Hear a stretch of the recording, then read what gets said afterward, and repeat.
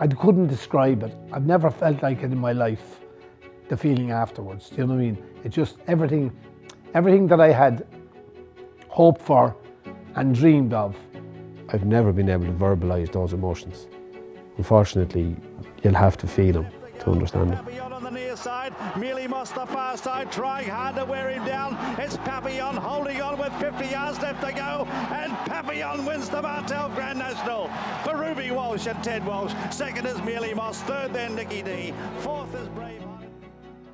The night before, we were watching on the television, and the Johnny Frank and a few of the other lads who were fancying him, and we got the Racing Post that morning. On the front of it, Tom Seagal went Papillon for the national. 33 to 1, great value. And by the time he ran, he was 12 to 1. But he was 33 to 1. The horse looked great, walked around the track the day before, and he always looked $1 million, a big proud horse, great head in him, great presence, hadn't he? Do you know what I mean? And but the excitement of going out to ride the national, Ruby's first riding the national, my sort of, not first runner, but like running with a live chance. You thought live chance, but you still had no expectation. No expectations. Zero. We'd watched it here the week before. Yeah, we'd watched a couple of field. nationals. Yeah. And we had kind of in our head where it might be the right place to go. And he had sort of in his head, I said, you've watched it. I didn't have any experience of the national other than riding in it. Like, I wasn't going to be telling him where he should be or where he shouldn't be. Aintree then was unique, and I didn't know it. What I did learn afterwards about Aintree was that actually less experience was nearly better, because people with less experience there had no bad experience. I was 20 and I couldn't wait to go to ride in the Grand National, and we sat down, like, it wasn't like sitting down now and putting on the internet and just scrolling back through races. You had to get the cassettes and put them in the VCR and watch the replays. So that's what we did, and watch back Grand Nationals and stop, start, rewind, where the horses fell, where they were, looked into it in a little bit of detail like that, just to get an idea. Now, we didn't watch the end of any race. It was only down over the first 6 fences till the race takes shape, and it was to try and make a plan to get yourself to Beechers, and that was as simple as that. But yeah, there was no expectation. You could go on to Cheltenham, ride horses you fancied, you gave a chance, then you'd feel the pressure or the expectation of it, or be nervous about it. But there was none of that with this. This was just, we were 1 of 40 running in the Grand National, and rolled the dice. Looking forward to getting around. Yeah, that was going to be the achievement. There was nothing about going to win. Like, if you jumped a clear round and ran well, we'd be all delighted, you know. And so lined up well between Bobby Joe and Miko's Dream. Bobby Joe on my right, Miko's Dream on my left. Broke well, crossed the Melling Road, slowed down from the Melling Road to the first. Was in a really good position. Miko's Dream fell on the inside. But I was beside Paul Carberry, and I kind of thought, well, he won it last year, so you know, if I only follow him, I'm only going to give mine a length of worse ride than him. So I just sat there behind him, popped all the way down to Beechers the first time. Fine Avon, Bobby Joe clouted Fine Avon, so I ended up going by him. And we went to the canal turn the first time and down the inside, cantering, not far off the pace. No, jumped like a buck, and when he round into the straight the first time, jumped great. 2 fences, come up past the stands. Helen looked back up at me, and we couldn't say a whole lot. We both were happy. He's gone a full circuit, and she was happy. Close to the chair now. Yeah, got close. Very deep to the chair. Yeah, you got tight to it as well too. Fitzy was in front of you and didn't leave you a lot of room on your inside. No, and I was right down the inner and got tight to the chair, and he got in real close and up and over it, and then water jump. When we turned round the bend, out over the Melling Road, they fanned out, they widened out again. Brave Highlander wasn't too far away, but I knew when I looked across the first or the second one, and Peter Niven appeared in Hollybank Book, I was getting closer to the front, so I was trying to slow down. I didn't want to be in front, but I thought, like, Jesus, I always considered him slow. Yeah. So if he's here, we're not going fast. So I was happy then. I wasn't worried about the place I was in. I didn't know what the right place was, but I wasn't worried that I was as close to the front. Going too fast, right? No, because there were slower horses around you. If they were around you going well, to me it meant we weren't going too fast. So we just sauntered on the way down towards Beechers, ping Beechers, now in front. Yeah. Fine Avon, Canal Turn, met Canal Turn a bit long and pinged it and landed out way too far. Hauled them around the bend. I'm thinking, you know, how did I not cut the corner? And But when I looked up, mightn't have been Valentine's, but the one after it was the inside part of the fence was dolled off, so everybody had to fan to the outside. So I was happy enough then that I was in a straight line for that. Then Lucky Town arrived up on my outside David Casey, and we started back up to the Mellon Road, but never having to go any faster and all the time waiting for more horses to appear. Yeah, they never appeared. I looked, he couldn't see it. I looked then to see when he crossed the Melling Road. There's a long run then down to the second last, from the third last, and then I could see him pointing at something. His hand came up like he pointed at something. As it transpired afterwards, he was saying to David Casey there was loose horses. Four of them coming back down the Mileway. Coming back down the Mileway course, and that's what he was pointing at. I looked around me then, and knew he was travelling well, and I knew he hadn't gone for him, and I was really starting to get a bit jittery then. Do you know what I mean? Just there's something going to happen here. Do you know what I mean? Like, we've most of the jumps jumped, the two smallest ones to come, the second last and the last. Looked behind, couldn't see anything between the last two. I said, he's still going well. It's a long ways, but I had watched Nationals. I'd watched Crisp getting 10 in front, jumping the last and getting collared. I had watched Jim Draper looking to have won it, and he got collared by something that came late on the scene as he was riding Black Secret. I'd seen loads of horses that looked winners and got collared, so I didn't dare think we've won the National. I waited and waited and waited. He jumped the last, and I still said, oh Jesus, I couldn't believe, my heart was thumping.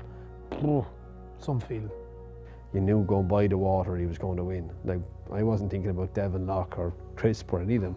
I'm only thinking about the winning post, but like, going by the water, I think he's going to win, but it's only 50 yards or whatever it is. But it felt like ages.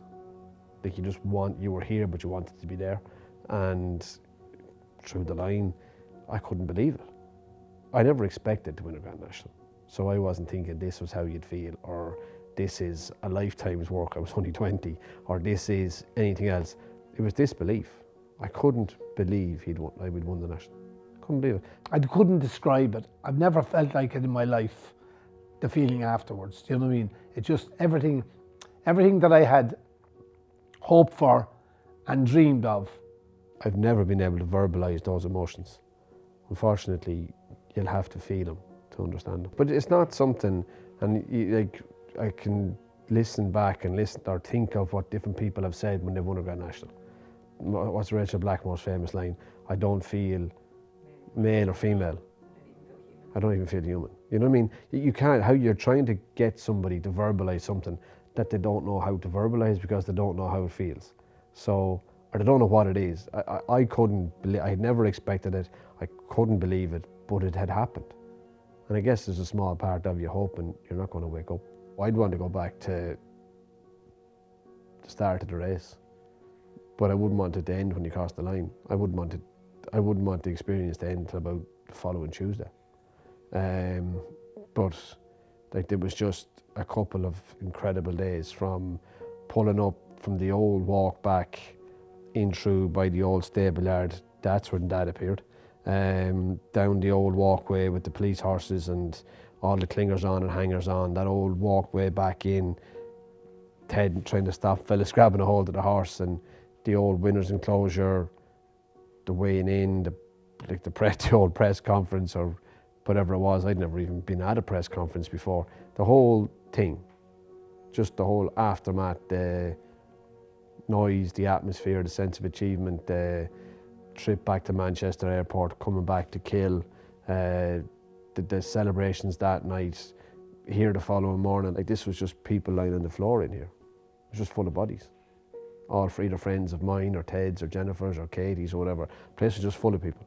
And there was an old drinks cabinet in the corner there. And there was 3 lads lying down here having tea and Maria and milk for their breakfast on the Sunday morning.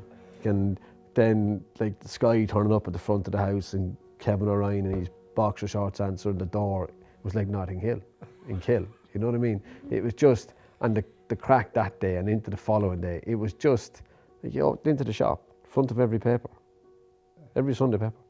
It wasn't like now, will the National make the front of the paper for the right reason? Here in Ireland, a horse winning the Grand National made the front of the paper for the achievement. It was just incredible. It was like you'd see, you know, when after winning an FA Cup final and they're all on top of the bus, you know, and then that kind of thing. It was just unheard of that Ireland would win a national. My father had told me about Vincent O'Brien winning 3 in the 50s, you know, and I remember Mr. Watt winning in 58 and my father bringing me out to Rathcoole, which is a village up here, to see Mr. Watt coming back, parading through the village. But to think that it was happening here to me, you know, it was just surreal to think that. I never thought it could happen. I appreciate it because I was 40 and I didn't think it could ever happen. 40? It's 25 years ago. 50. 50, sorry, 50. 50, not. And he usually puts 10 years onto everything, right? Usually, like, if you asked him now what age he was, he'd tell you he's nearly 80. Yeah. Like, but he's not, he's 75. But like, now he's going to come back at Papillon, he was 40. I'm 45, like. Yeah, I was 50. Yeah, but I didn't think it could happen, like, you know, and it did happen. And that was the great thing. And like, it was absolutely magical. And I would say the parade and the village and everything else, that all the pals that were around. And Well, sure, it was magic. But it was even like when we came back into Kill that night. yeah. Like there was three television trucks, like with the satellite dishes on the roof. Yeah. Like there wasn't even any internet. Like now that'd be one truck feeding it to everybody. But at that time, like it was RTE, BBC, and Sky. They all had sent their own trucks with the satellites on the roof, parked in the middle of the village. Like, and I remember coming in with Gillian and thinking, like, Jesus. They was like, they're the kind of things you used to see in the north when something would go wrong. Like, you hear they were parked in Kill for something that had gone right. It was manic. And even the parade the next day, like from the Dewdrop to the old house and back up, like it was just... Yeah, people everywhere. People everywhere. A couple of weeks later, I won the Irish National, which he had been second in a couple of years previously. My dad had been second in a couple of times with horses. We didn't think in this smaller outfit here that we'd win an Irish National. We won an English National. 2 weeks later, Comanche Court wins an Irish National. And then 10 days later, the Heineken Gold Cup at Punchestown, Comanche Court wins it again. So the month of April, the year 2000, if I live to be, I'm 75 in April, if I live to be 175, I will never have a month like that again. You know, and that went on. And then it was just, mentally it brought you to a different level. You had achieved what you had hoped, which you didn't think you would achieve. Like some people take it for granted that they're going to be a huge success or whatever it is, or going to win this. I didn't for one moment take any of those things for granted. I was absolutely over the moon that we had done it. And the great thing for me was he was on board all three of them. Now I would have been over the moon to watch him ride all three of them had they been trained by Paul Nicholls, Nicky Henderson and Willie Mullins. I'd have said, what a month he's had. I'd be delighted. But the fact that I was the trainer of all three of them, I haven't had that kind of a month ever again, and I don't expect to have it. I don't think ultimately life changed at all. I was only 20, so ultimately I wasn't living where I now live, but you're still here. This house is the same. You go to the same shop, drive much the same car, you eat in the same restaurants, you've got the same friends. Like, what is life? Yeah, to me, I had the same friends then that I have now. I might have driven a better car for a while. That's about the size of it. But I went to the same restaurants, I still go in the same places on holidays. You still live the same life. Yeah. Yes, but you have a memory you can't ever give away. No. But ultimately, I think we were well enough grounded to live the very same life. I appreciate the good fortune that we all had. And I appreciate it even to the present day. And if we get a bit of it again sometime, We'll take great, we'll take it.